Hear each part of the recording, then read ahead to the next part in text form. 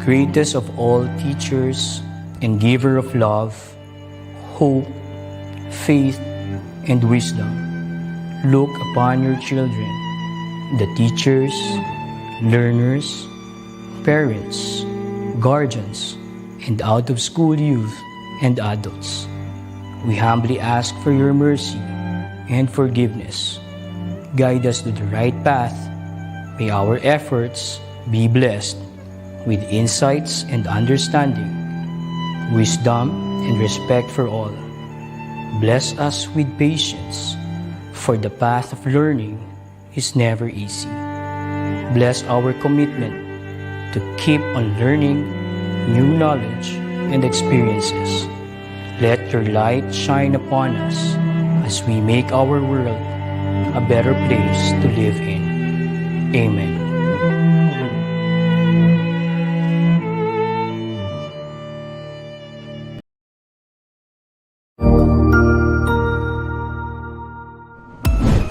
DepEd Vision. We dream of Filipinos who passionately love their country and whose values and competencies enable them to realize their full potential and contribute meaningfully to building the nation. As a learner-centered public institution, the Department of Education continuously improves itself to better serve its stakeholders. DepEd mission: to protect and promote the right of every Filipino to quality, equitable, culture-based, and complete basic education where students learn in a child-friendly, gender-sensitive, safe, and motivating environment. Teachers facilitate learning and constantly nurture every learner. Administrators and staff, as stewards of the institution, ensure an enabling and supportive environment for effective learning to happen. Family, community, and other stakeholders are actively engaged and share responsibility for developing lifelong learners. DepEd core values: maka-Diyos, makatao, makakalikasan, at makabansa.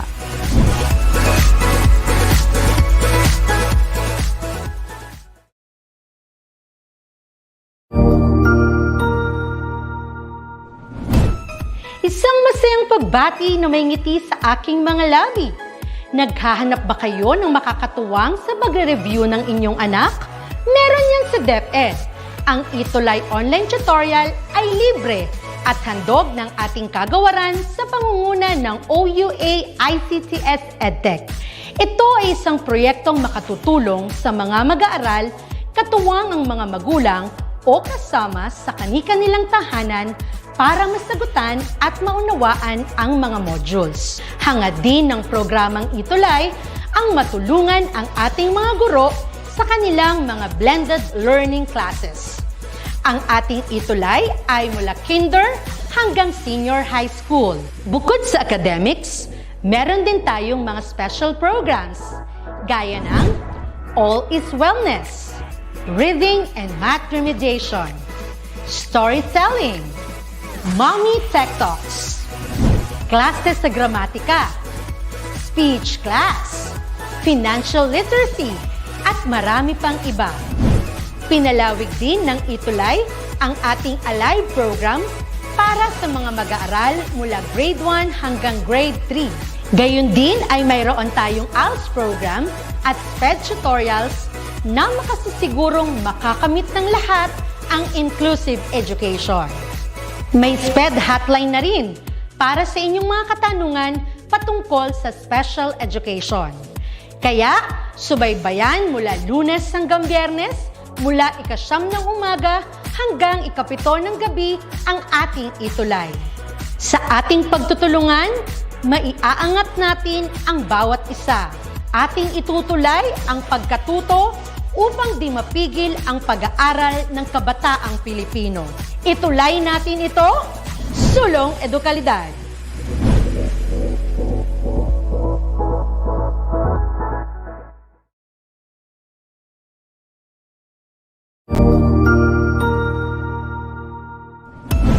Mabuhay! Isang mapagpalang araw sa ating lahat. Ako ang inyong lingkod, Tutor Madge. Welcome sa ating ETUlay, ang ating libreng online tutorial na hatid ng ating kagawaran ng edukasyon, ICTS EdTech. Ang programang ito ay inaasahang makatutulong at maging karagdagang kaalaman sa mga mag-aaral mula kinder hanggang senior high school, ALS, Alive, at SPED learners. Bukod sa pagsagot ng mga modules, ang ETUlay ay may mga special programs din na siguradong aabangan ninyo araw-araw. Katuwang ang ating mga minamahal na mga magulang at guro ay maitutuloy natin ang pagkatuto. Kaya, ihanda na ang inyong module, lapis, papel o kwaderno. Ihanda rin ang isip, mata at tenga sa isa na namang makabuluhang aralin. Tayo nang matuto, kasama ang inyong volunteer online tutor sa oras na ito.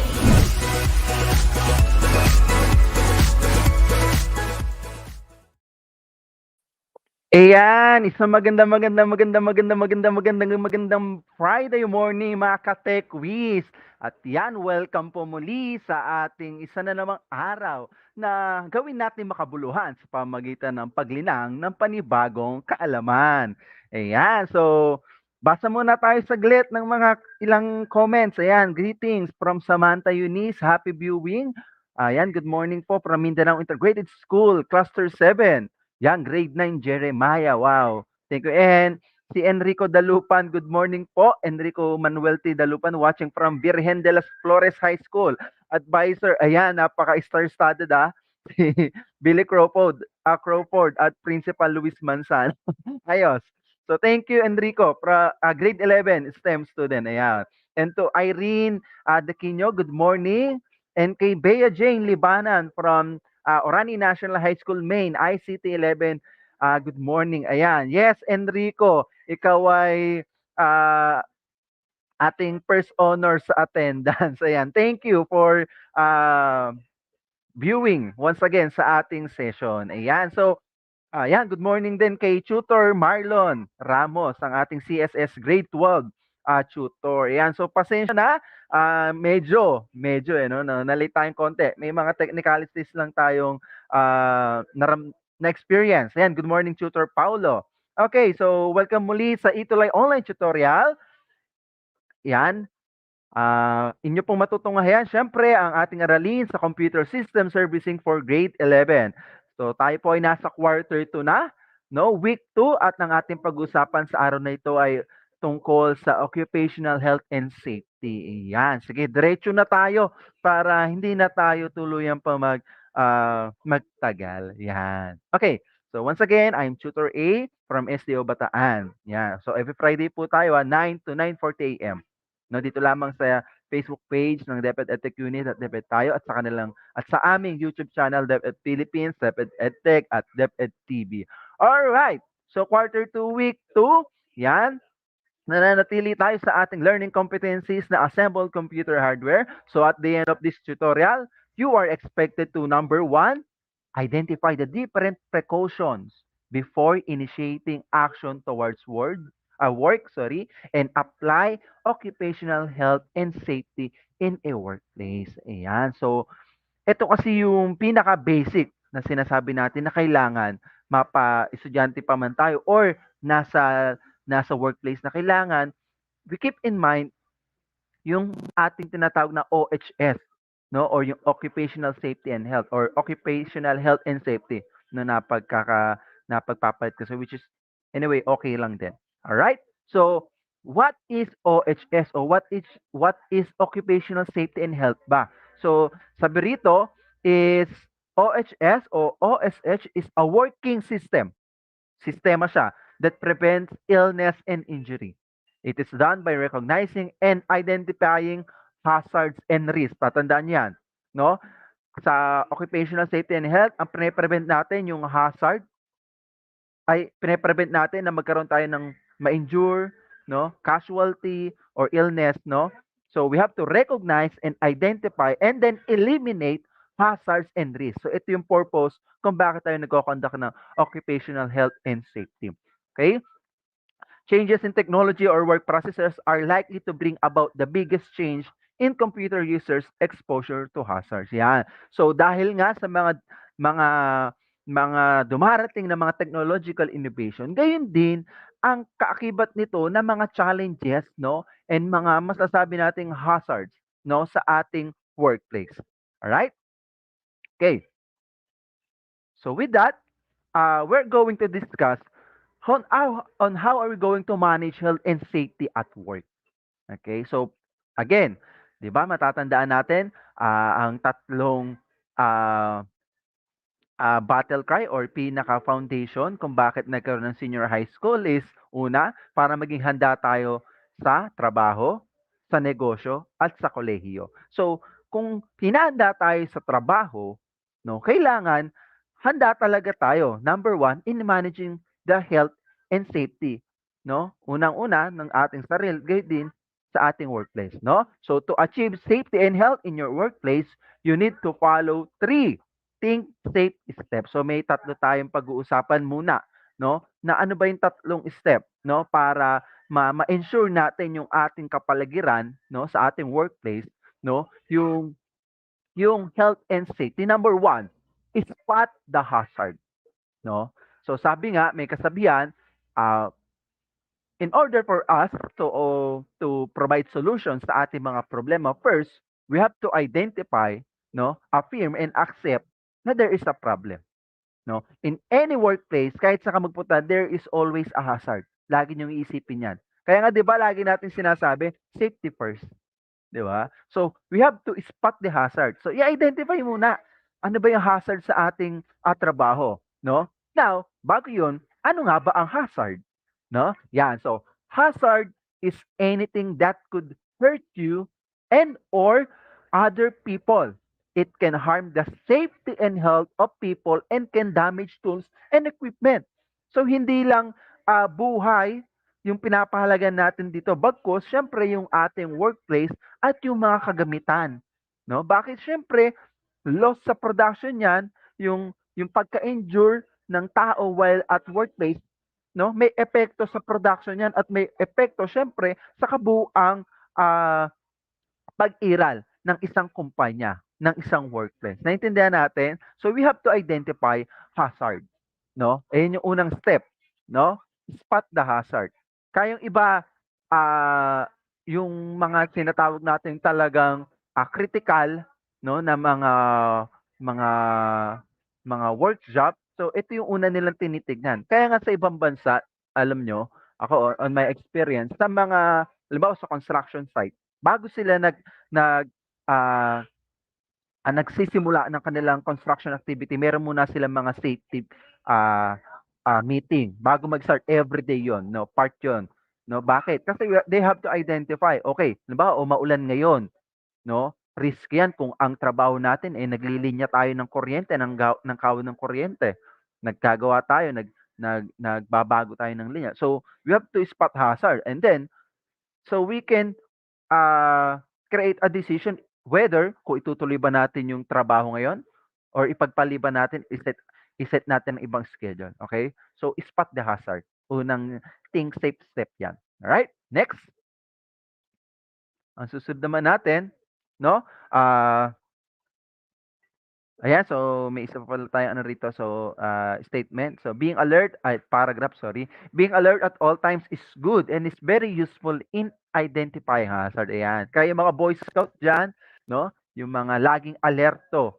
Yan, sabi ni Arnold Clavio. Yan. Pati yung mga Boy Scout natin, di ba? Laging handa. Yan. In this step, you identify things that could cause illness and injury. As some hazards cannot be easily identified. Totoo yon.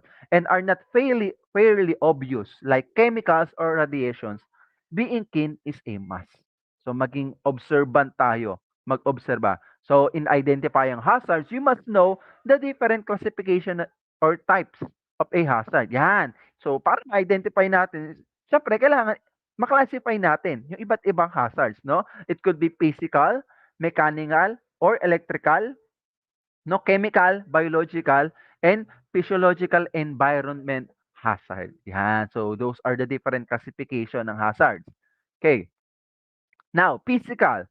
This can be seen or recognized. Ito yung pagpasok mo pa lang ng workplace, nakita mo, basa ang floor, alam mo nang hazardous yun kasi you are dealing with ang trabaho niyo is, let us say, nag-a-assemble kayo ng computers and then you test it via electrical cord, no? So kailangan kung nakita mo basa ang flooring dahil nga nag-uulan, meron palang tulo yung kisame. So that can be seen physically.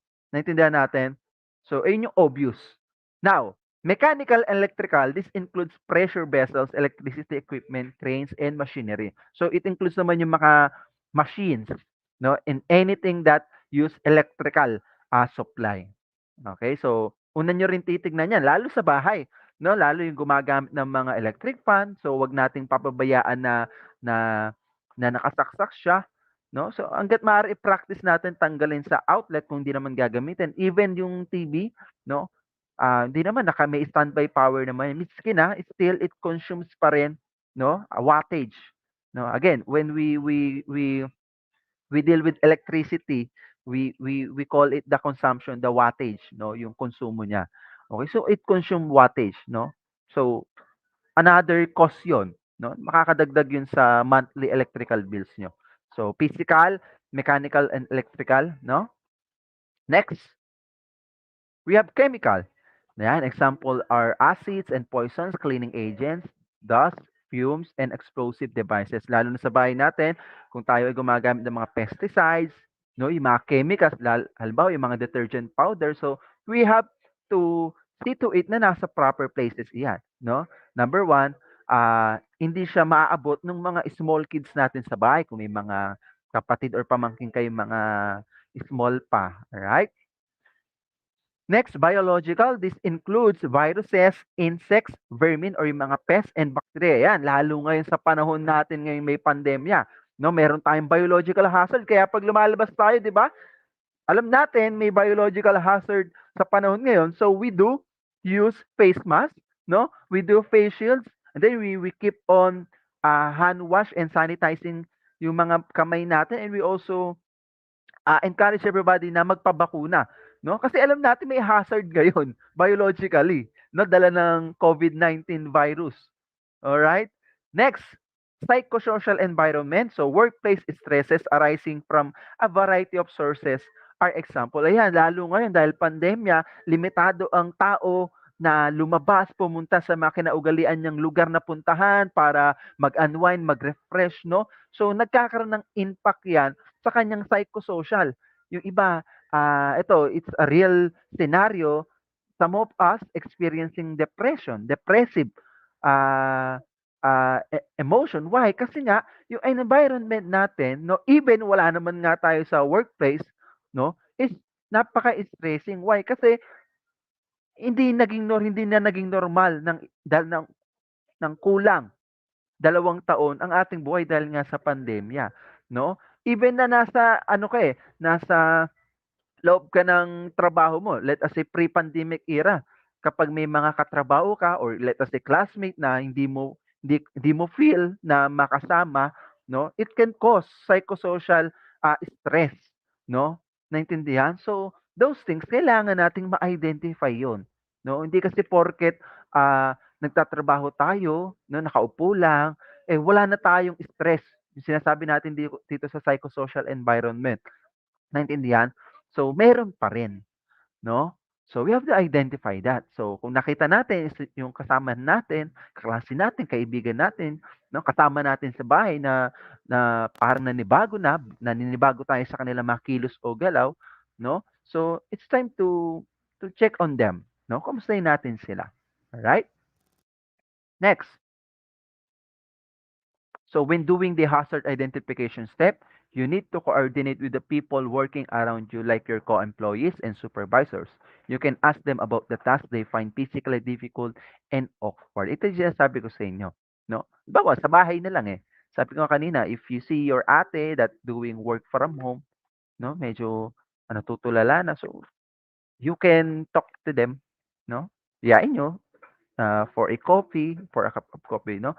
Why? Kasi isa sa mga natin 'yan, isa sa malaking impact din na hazard ngayon is yung psychosocial na hazard, no? Kasi nga due to environment natin, no? Hindi nga tayo makalabas eh. Hindi na natin magawa yung nakasanayan nating gawin, no? Which is importante pa rin for our mental health.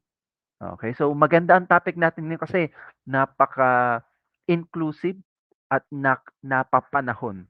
Okay? So akala nyo lang, wag natin balewalain itong occupational health and safety lesson. No?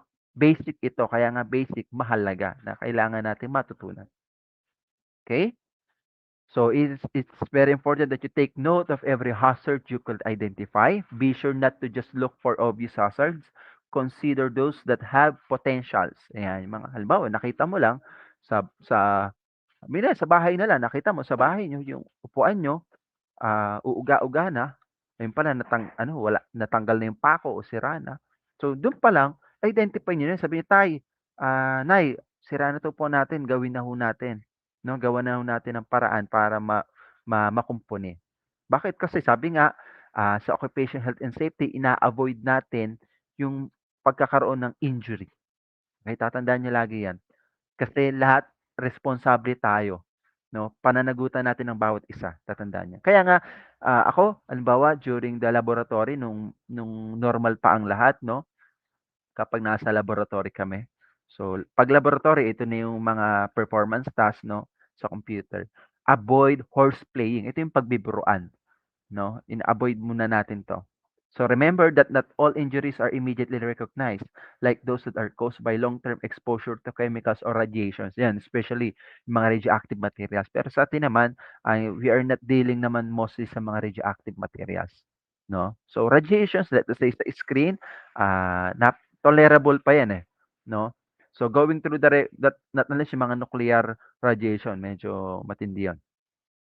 Na hindi mo naman makikita yun pero genetically, it could damage our DNA, no? Going through the records of injury that you or your colleagues can also help you identify hazards at you could understand its causes. And pwede magtanong kausapin, no, yung mga kasama natin sa trabaho or even sa bahay, no? Na kung may napansin kang mga injury nila before, no, yung mga scars, you can ask them paano nila na-acquire yun, no? Para at least, ah, another, ano sa inyo yun, na makapag-ingat kayo, na maiwasan niyo kung ano man yung naging cause ng pagka-injure niya.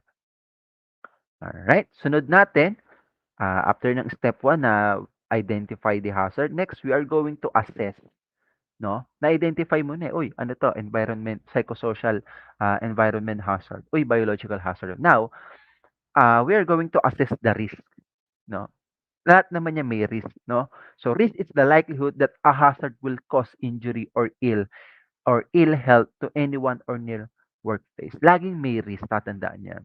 Sabi ko sa inyo, wala pa yung problema, isipin niyo lagi, mayroon. And then, once you identify that, you assess it, what could be done, no? So in assessing risk, you work on the possibility, again, possibility or extent of harm that a hazard may bring. Sabi nga sa inyo, yung simpleng nakita mo lang na may tamtak sa lapag, pinabayaan mo, maya-maya baka mamaya sa bahay niyo, halimbawa may maliit kang kapatid, naglalakad, walang panyapak, natapakan, 'di ba? So nasugat. Saka sabi ko sa inyo, it's everybody's concern, yung health and safety. Okay? Now, knowing how likely the hazard could harm and how badly it could harm is an essential part of this step. Ayan, di ba? Kasi once you identify na, right after you have to assess na eh. Uy, mayroong basa yung sahig. Okay, identify mo na eh, mayroong physical hazard. No, assess mo, okay, pag pinabayaan ko to, ano mangyayari? No, ako nakita ko, nakapag-ingat ako, naiwasan ko siya. No, how about the others? No? Lalo na kung kasama mo sa trabaho.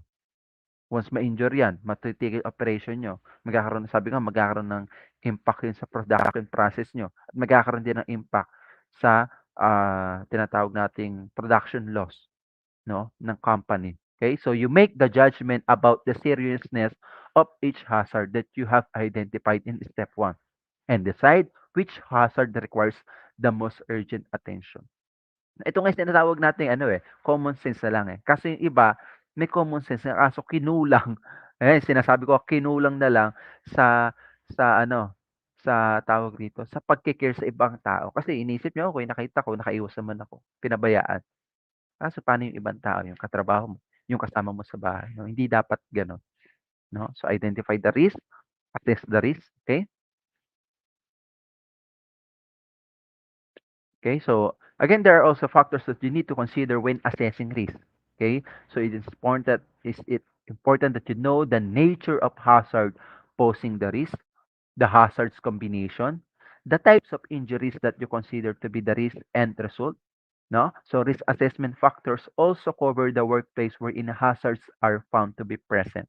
You also assess the layout of the workplace and people working on it, especially their working habits and postures. In addition, to you have to check for all the existing control measures implemented within the workplace. Ano ba sa workplace, pagpasok mo, kita mo maalikabok, yung electric fan, no? Yung electric fan, puwede mo nang ibenta yung alikabok kasi may konti na lang siyang electric fan, mas marami pa yung nababalot na ng alikabok, 'no? So, hazard 'yun, 'no? So, assess, ano yung puwedeng mangyari, 'no? 'No, ba't yung electric fan 'pag maraming alikabok o yung workplace malikabok, posibleng pagmulan ng sakit, 'no? Yung lalo na yung may mga allergic rhinitis, sa ilong nababahe, 'no? So iyon, 'no? You have to identify 'yan. You have to assess the risk kung ano yung mga impact noon sa mga katrabaho mo, hindi man sa'yo. Naintindihan natin? So so with that, you have to risk control yung tinatawag natin, 'no? Iko-control na natin. Why? Kasi you have already identified it na, no? Na-identify mo na siya, okay? Then after that, na-assess mo na ano yung mga gaano ka-serious, 'no, ang magiging impact nito sa aming workplace, 'no? Gano'n lagi ang pag-isip, empowered thinking lagi, okay?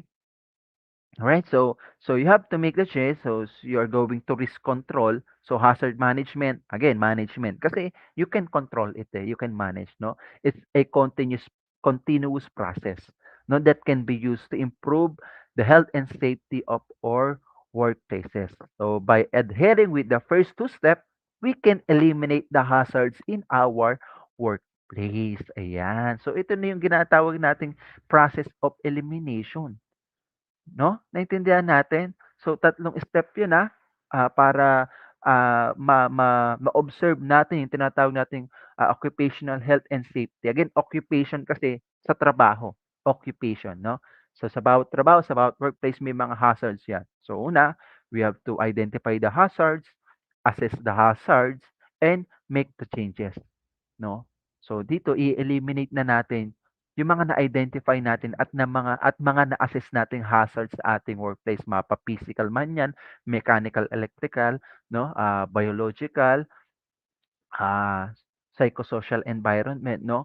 Lahat 'yan we have to identify, we have to assess, and then we eliminate all the hazards, 'no, na ini-incorporate, 'no, ng mga ito. Okay, so with that, so sir, paano ba natin mai-eliminate 'yan? Paano ba tayo makakapag-risk control, 'no, sa mga hazards sa ating workplace? Ayan, so dun tayo magpupunta, dun na natin pag-uusapan, 'no? 'Yan, yung nakikita niyo diyan. Ito is a picture o printed tarpaulin posted sa aming, computer lab, 'no? 'Yan, so diyan natin pag-usapan yung 5S of good housekeeping. I think most of us narinig na ito, okay? So again, 'wag natin balewalain kasi napakahalaga nito.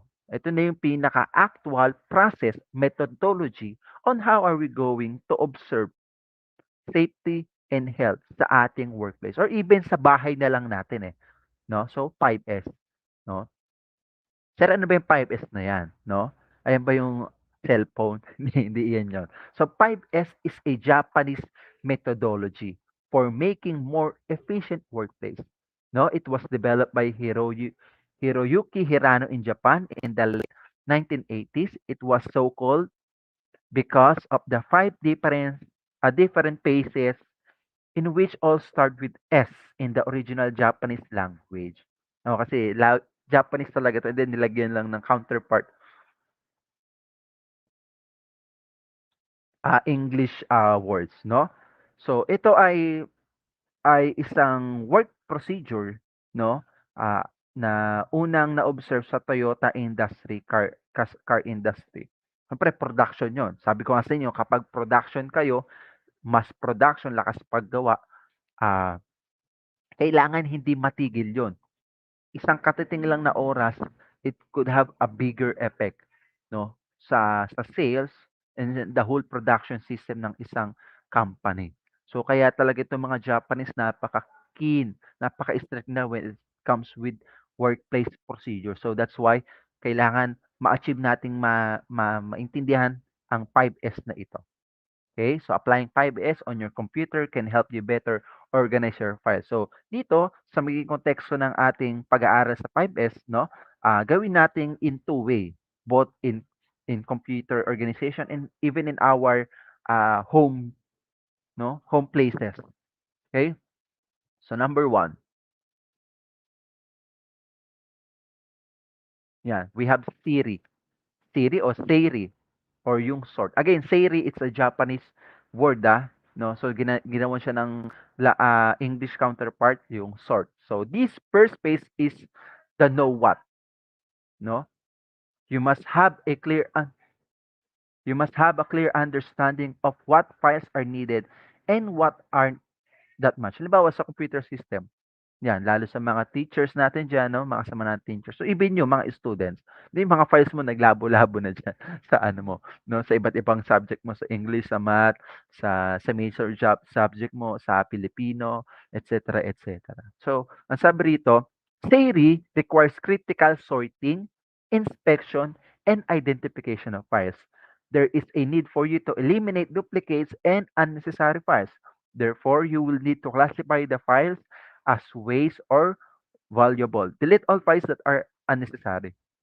Ayun, ako ang ginagawa ko, ina-identify ko kung yung mga files sa computer ko ay ito ba ay personal files ko o work-related.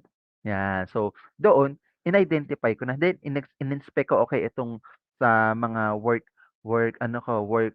work-related files. Ano ba rito yung hindi ko na kailangan? O ano ba rito yung baka may kopya na ako dati at na-download ko ulit? Okay? So, again, know what? Mind muna, know what. So you alam mo na may kailangan kang i-sort, no? So you have to inspect and identify. Parang sa bahay lang din. Sa kusina, for example. I-check mo, ano ba rito yung ano, yung mga gamit na madalas yung ginagamit sa pagluluto. Okay? Ano rito yung mga kasangkapan na araw-araw yung ginagamit sa pagluluto. Okay? Kasi maiinis ka, ang dami namang gamit, ang daming kalat sa kusina or sa kitchen. 'Di ba? So, identify mo ano ba yung madalas nating gamitin. So, naintindihan natin, inspect, identify. That is what you call critical sorting. Okay? Yung mga, sabi nga rito, waste or valuable. Kung valuable, so i-ready mo na yan. Kung hindi naman, waste na, pwede mo itapon. Baka mamaya, yung lalagyan niya ng asin sa isang dekada na yon, baka pwede nang palitan yon, no? Mga ganon. Okay? So that is theory, sort. Okay? Next, we have Satan or set in order. Yan. Once you sort it na, alam mo na yung mga waste or valuable, madalas gamitin, sa hindi madalas gamitin. So this one reminds that there is a place, again, place for everything, and everything must be in place. So after you have classified the files in the first phase, your new task now is to envision and to organize it. That's why set in order. It is advisable to assign a position for everything so you can easily find the files when you need them. Again, ako nga, sabi ko sa inyo, sa desktop ko, gumawa ako ng dalawang folder. Isang personal files, isang work-related files. So, lahat ng mga tungkol sa trabaho ng mga files and folders nandoon sa folder na work-related. Yung mga personal ko naman, no, nandoon sa personal files. Okay? Sa bahay din, again, sa kitchen, no, and even mga tools natin, i-organize natin ano yung madalas natin ginagamit.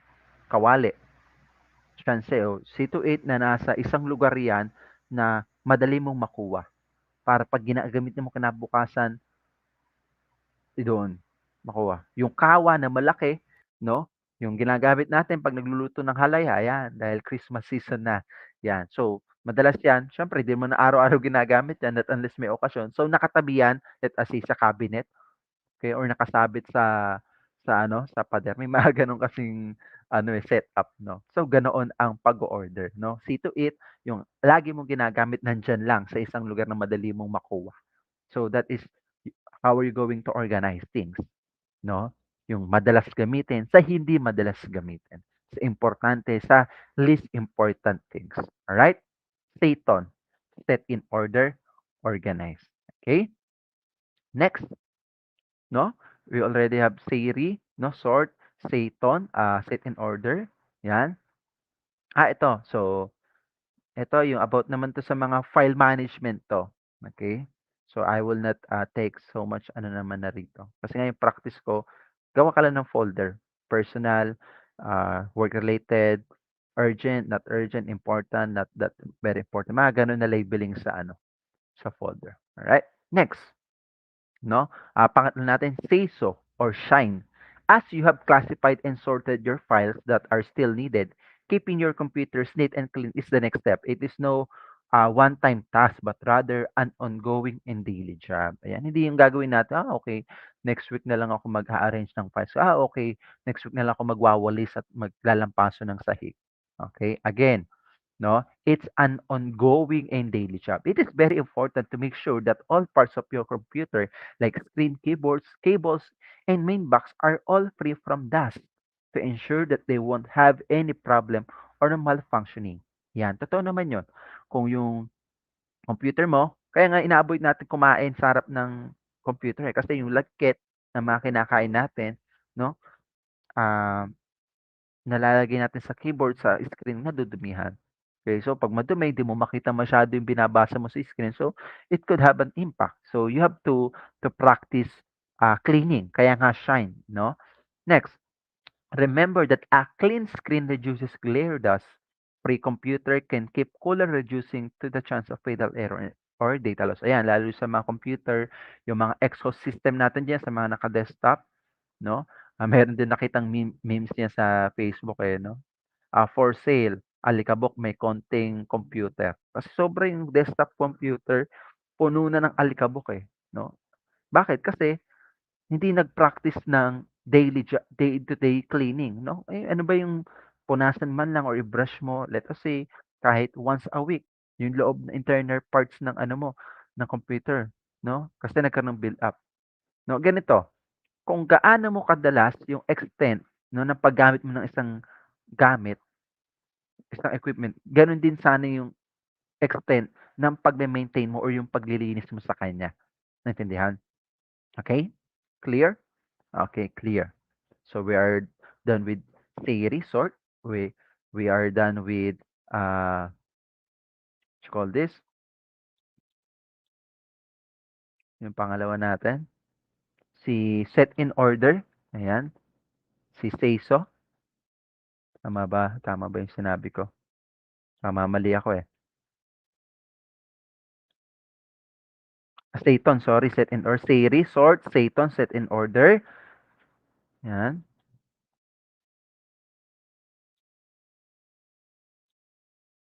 And si Seiso, si Shine, yan, Seiso, Shine. Yung cleaning, no? Paglilinis talaga. Ano nito ni Shine or ni Seiso. And then yung pang-apat natin is Seiketsu is standardized, no? Setting up a standard for developing file structures and method is the fourth among the 5S. For example, you set a retention guide for deleting files. You decide to delete files as soon as they reach their third year. Halimbawa, yun. Kung tayo, yung files natin is last year pa, baka pwede na nating i-delete yon. So, we set a standard procedure. So, the guidelines that you would do would be according to your preference and needs. Again, it will be according to your own preference and needs. Halimbawa, as a teacher, may mga files kami, let us say, no, 2016 pa, let us say, mga grades ng bata.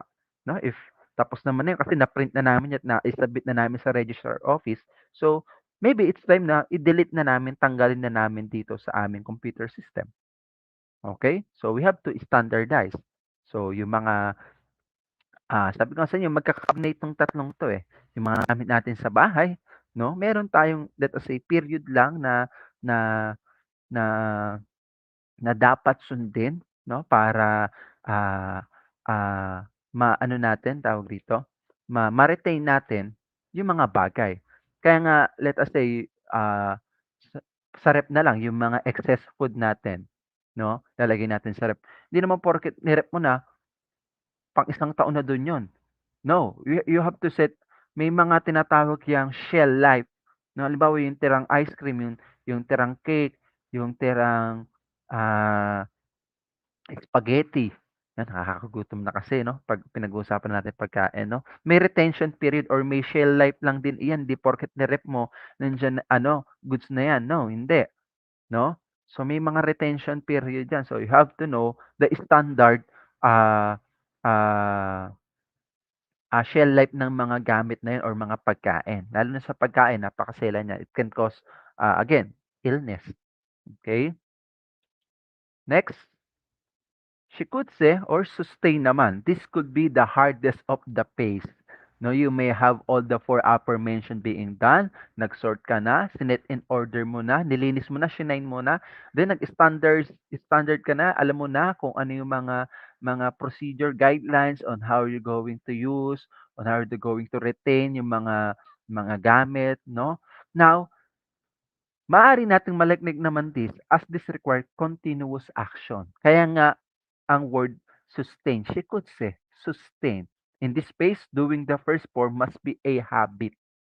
Na kailangan masustain natin yung apat na ginawa natin, yung pagso-sort, no, yung pag-organize, no, yung paglilinis, number one, and then yung pagse-set ng standard procedure, no, na kung yung, halimbawa sa toothbrush na lang na yung toothbrush, ano ba yung pagpapalit nito every 1 month, every 1 year, no? Sabi nga, depende sa frequency ng paggamit. Kung mag-toothbrush ka naman, once a week, ay baka good for ano yan, for 1 year yan yung toothbrush mo, yung paggamit, yung retention, no? No, naintindihan natin? So, that's how 5S works. Okay? So, kaya ang ikalima nito is you have to sustain yung apat na procedure, yung naunang four phases natin, si Seri, set in order, no? Ay si sort, no, si set in order, si shine, si standardize, no? Then we have to sustain them. So that is 5S. Okay? Clear? Now, we are going to talk about personal protective equipment. So, ito yung mga protective gear na sinusot natin such as yung mga PPE na ano natin, mga suit, helmets, goggles, no, and other gears. Okay?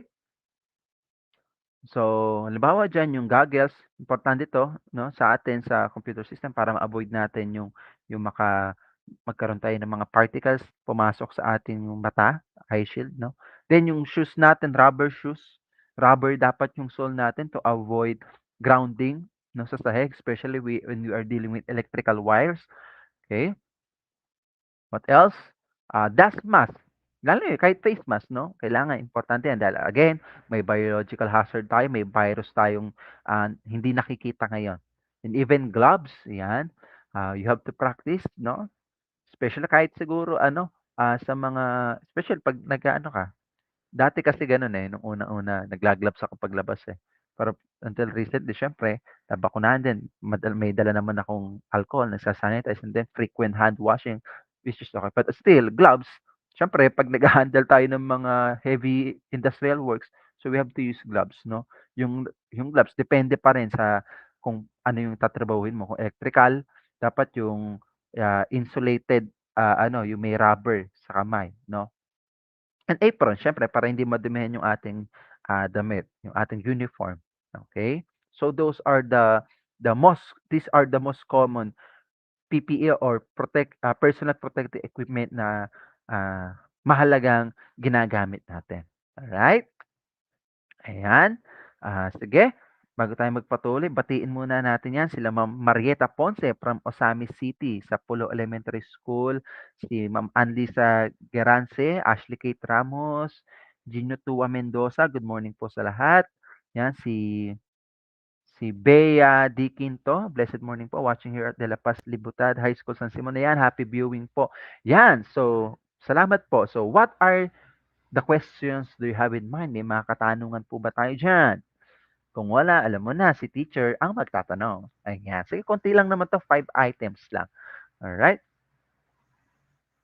So, quiz time na tayo. Number 1, which of the following is not a PPE or a personal protective equipment. Alin ba sa mga yan ang hindi PPE? A. Apron, B. Gloves, C. Safety goggles, D. None of the above. Yan, tama. It's letter D. Alright? Yan. Kasi lahat sila PPE yan, personal protective equipment na must na nating sinusuot. Lalo na kapag tayo ay naglalaboratory na. Okay? Next, number 2. Which of the following 5S is being described in the statement below? No, the guidelines that you will do will be according to your preference and needs. Alin dyan? A, say resort. B, say concert in order. C, say so shine. Or D, say ketsu standardize. Tandaan nyo, guidelines according to your preference and needs. Ayan, very good. It's letter D, say ketsu. Kaya nga doon, standardize. Standard na yun eh. No? Kaya nga guidelines. No? Very good. Next, number 3. No? Ganun pa rin. Which following 5 is being described in statement below. There is a need for you to eliminate duplicates and unnecessary files. Again, nag-eliminate ka na. No? So, A, say re. B, say ton. C, say so. D, say ketsu. Alin dyan?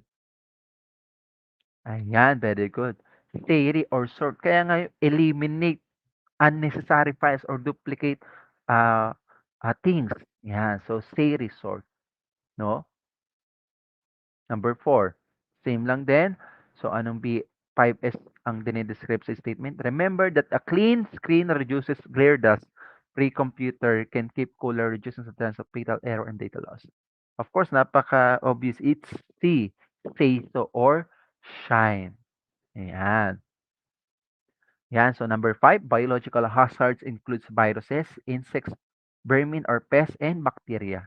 Is it true or false? Correct. It's true. Yan yung biological hazard. Lalo ngayon sa panahon natin. Yan. So, yan, yung mga pinag-usapan natin yan, napapanahon, inclusive sa ating lahat kasi danas natin yan. Now, ito pala yung mga procedure for us to identify the different hazard and how are we going to eliminate or di man ma-eliminate, let us say, to lessen yung maging impact nito sa ating buhay na mapasa bahay man o sa ating workplace, no? Kasi importante na para ma-avoid natin yung disgrasya, yung pagkalugi, number 1 sa negosyo, no? At yung abala, syempre, at yung casualty. Alright? So with that, maraming salamat po. Once again, we are your Senior High School Information and Communications Technology team. With me is Tutor Pao, our ICT tutor mentor, and yours truly, Tutor A, no, CSS Grade 11, and Tutor Bell, ang aming programming tutor, and Tutor Lon, ang aming computer system servicing grade 12 tutor. Ayan. Ayan po ang aking pagbumuka. Huwag niyo kalimutan na every Friday po 9 to 9:40 AM tayo. Same Facebook channel and same YouTube channel po tayo. Okay? So with that, please, we love to hear it from you. Yan. Pwede niyo po kami evaluate. You can send your feedback, any comments, reaction, violet man yan or happy. Yan. Please, you can scan the QR code. Ayan po. Oops. Ayan po ang QR code and yung link niya. Ayan. Okay. Ayan. So, I hope na-scan nyo na kasi lilipat ko na ng susunod na screen. So with that, thank you po. Diyos mabalos po sa inyong lahat. Yeah, wag po kayong bibitiw, no? At susunod na po si Tutor Lon para sa Computer System Servicing Grade 12. Muli, lagi nating tatandaan na sa pagpabahagi ang ating pag-iral. Muli, ako po si Tutor A. Diyos mabalos po. Paalam.